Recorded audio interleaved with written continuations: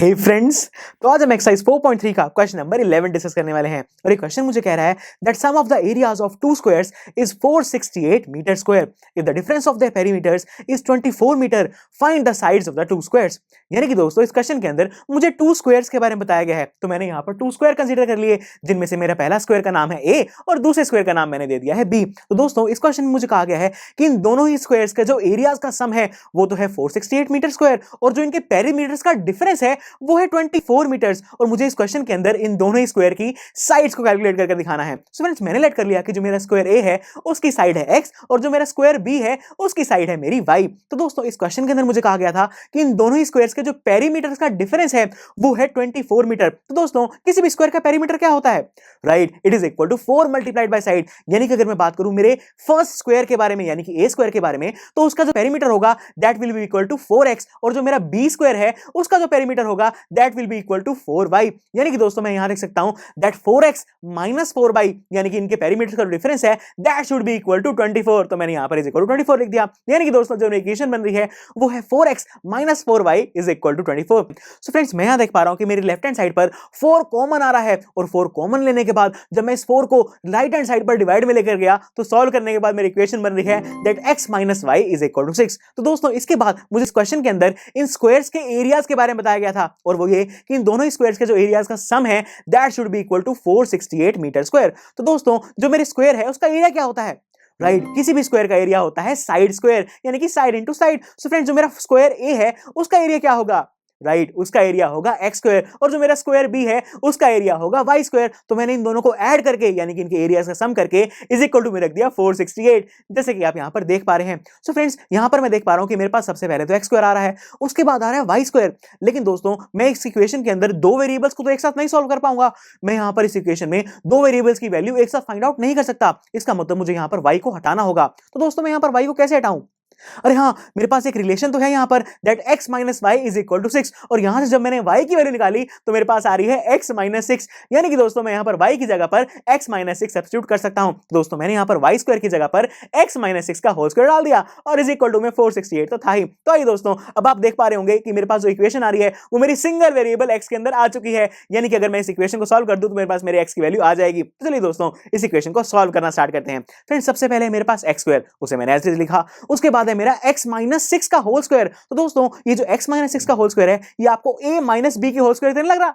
Right friends इसका मतलब मैं यहां पर a माइनस बी के होल स्क्वायर की गारंटी लगा सकता हूं जो कि होती है a स्क्वायर यानी कि x square plus b square यानी कि प्लस 6 का स्क्वायर माइनस 2ab यानी कि माइनस 2 मल्टीप्लाइड बाय a यानी कि x मल्टीप्लाइड बाय b यानी कि 6 और इज इक्वल टू में 468 तो था ही। तो दोस्तों जब मैंने मेरे लेफ्ट हैंड साइड को सॉल्व किया तो मेरे पास आ रहा है 2x square plus 36 minus 12x is equal to 468। और दोस्तों आप यहां देख पा रहे होंगे कि मेरे पास यहां पर x स्क्वायर की टर्म आ चुकी है यानी कि जो मेरी इक्वेशन है वो एक क्वाड्रेटिक इक्वेशन बन चुकी है। लेकिन जो क्वाड्रेटिक इक्वेशन है ये अब तक स्टैंडर्ड फॉर्म में नहीं है क्योंकि हम जानते हैं कि जो हमारी स्टैंडर्ड फॉर्म है उसकी राइट हैंड साइड पर 0 होता है। तो इसलिए मैं इस 468 को लेफ्ट हैंड साइड पर लेकर गया और सॉल्व करने के बाद जो मेरी फाइनल इक्वेशन आ रही है वो है 2x square minus 12x minus 432 is equal to 0। यानी कि दोस्तों अगर मैं इस क्वाड्रेटिक इक्वेशन को सॉल्व कर दूं तो मेरे पास मेरे x की वैल्यू आ जाएगी जिसकी वजह से मैं अपने दोनों ही स्क्वायर्स की साइड निकाल पाऊंगा। तो चलिए दोस्तों इस क्वाड्रेटिक इक्वेशन को सॉल्व करते हैं और सॉल्व करने के लिए हम अप्लाई करेंगे क्वाड्रेटिक फॉर्मूला क्योंकि जो हमारा क्वाड्रेटिक फॉर्मूला है वो सबसे इजी और सबसे शॉर्टेस्ट मेथड होता है। सो फ्रेंड्स किसी भी क्वाड्रेटिक इक्वेशन को क्वाड्रेटिक फॉर्मूला से सॉल्व करने के लिए हम सबसे पहले उसके अंदर a b और c की वैल्यूज को आइडेंटिफाई करते हैं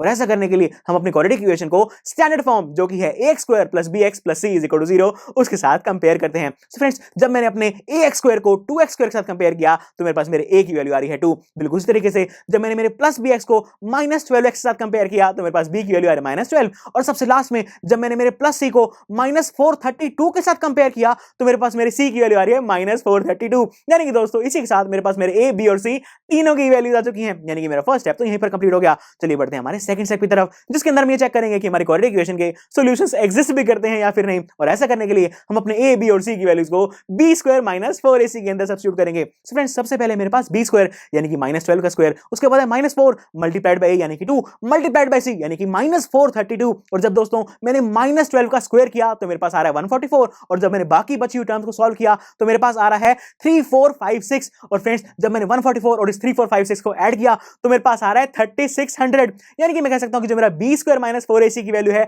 वो है 3600 विच इज ग्रेटर देन 0, यानी कि फ्रेंड्स मैं कह सकता हूं कि जो मेरी क्वाड्रेटिक इक्वेशन है उसके सॉल्यूशंस एग्जिस्ट करते हैं। तो आइए इन सॉल्यूशंस को फाइंड आउट करते हैं इस क्वाड्रेटिक इक्वेशन के ऊपर क्वाड्रेटिक फार्मूला अप्लाई करके, जो कि मुझे बताता है that x is equal to -b plus minus root b square minus 4ac divided by 2a। So friends इस फार्मूला के अंदर सबसे पहले मेरे पास -b यानी कि -12, उसके बाद प्लस माइनस का साइन, उसके बाद है root b square minus 4ac, लेकिन ये जो b स्क्वायर माइनस 4ac है इसकी वैल्यू तो हम पहले से कैलकुलेट कर चुके हैं जो कि है 3600 डिवाइडेड बाय 2a, यानी कि 2 into 2, क्योंकि यहां पर जो a है उसकी वैल्यू हमारे पास 2 थी। So फ्रेंड्स इस इक्वेशन के अंदर सबसे पहले मेरे पास आ रहा है -12। तो दोस्तों ये जो माइनस माइनस है एक दूसरे से कैंसिल होके मुझे देंगे +12, उसके बाद है अंडर रूट 3600 और ये जो अंडर रूट 3600 होता है ये होता है 60 डिवाइडेड बाय 2 into 2। फ्रेंड्स ये 2 into 2 क्या होगा, right, it will be equal to 4, यानी कि मैं यहां देख पा रहा हूं कि जो मेरे x के लिए इक्वेशन बन रही है वो है x is equal to 12 plus minus 60 divided by 4, यानी कि दोस्तों एक बार मैं यहां पर प्लस साइन और एक बार माइनस साइन को कंसीडर करके अपने x की 2 वैल्यूज निकाल सकता हूं। सो फ्रेंड्स जब मैंने प्लस साइन को कंसीडर किया तो मेरे पास x की वैल्यू आ रही है that x is equal to 12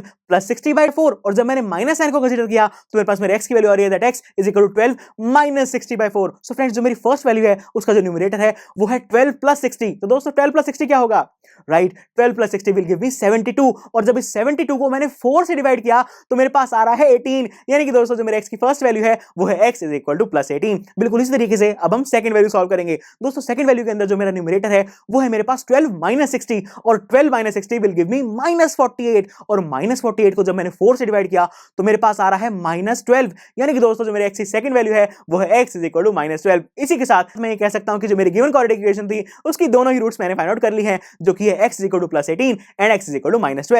लेकिन दोस्तों ये जो x है ये आखिर था ही क्या, right, it was the side of my square a, यानी कि जो मेरा स्क्वायर ए था x उसकी साइड के इक्वल था। तो दोस्तों यहां पर तो मेरे पास x की 2 वैल्यूज आ रही हैं, तो मैं यहां पर x की कौन सी वैल्यू को कंसीडर करूं, ये तो बहुत कंफ्यूजिंग बात हो गई है। दोस्तों x की जो सेकंड वैल्यू है जरा उसे ध्यान से ऑब्जर्व कीजिए, वो है -12, लेकिन क्या कभी भी किसी स्क्वायर की जो साइड है वो नेगेटिव हो सकती है, नहीं फ्रेंड्स, किसी भी स्क्वायर की या फिर किसी भी फिगर की कोई भी लेंथ नेगेटिव हो ही नहीं सकती। इसका मतलब ये जो x की वैल्यू -12 है मुझे इसे रिजेक्ट करना होगा, यानी कि जो x की सेकंड वैल्यू विच इज 18 है वो मेरी करेक्ट वैल्यू है। तो दोस्तों जैसे मैंने x की वैल्यू को 18 कंसीडर किया तो मेरे पास मेरे फर्स्ट स्क्वायर यानी कि a स्क्वायर की जो साइड है वो आ रही है 18 मीटर्स, लेकिन दोस्तों जो मेरी सेकंड स्क्वायर है यानी कि स्क्वायर b है उसकी तो साइड y थी, तो मैं यहां से y की वैल्यू कैसे निकालूं। अरे हाँ दोस्तों, मेरे पास एक x और y के अंदर रिलेशन तो था जो मुझे बताता था that y is equal to x minus 6, यानी कि दोस्तों अगर मैं x की वैल्यू को यहां पर पुट कर दूं तो मेरे पास मेरे y की वैल्यू आ जाएगी। जैसे ही मैंने x की वैल्यू को 18 यहां पर सब्स्टिट्यूट किया तो मेरे पास मेरे y की वैल्यू आ रही है 18 माइनस 6 यानी कि 12। इसका मतलब दोस्तों जो मेरा सेकंड स्क्वायर है उसकी साइड है 12 मीटर। तो दोस्तों इसी के साथ इस क्वेश्चन के अंदर गिवन दोनों ही स्क्वायर्स की जो साइड्स थी वो मैंने बहुत अच्छे से कैलकुलेट कर ली है, और इसी के साथ ये जो एक्सरसाइज है ये यहीं पर कंप्लीट हो गई है। तो चलिए दोस्तों आप इस एक्सरसाइज के हर क्वेश्चन को अपने आप से सॉल्व करके देखिए और अपने सभी सॉल्यूशंस को हमारे प्रोवाइडेड रिटन सॉल्यूशन के साथ स्टेप बाय स्टेप जरूर मैच कीजिएगा, ताकि अगर आपका कहीं पर भी कोई भी डाउट हो वो अच्छे से क्लियर हो जाए। तो चलिए फिर आप इस एक्सरसाइज की अच्छे से प्रैक्टिस कीजिए और मैं मिलता हूं आपसे अगले लेक्चर में।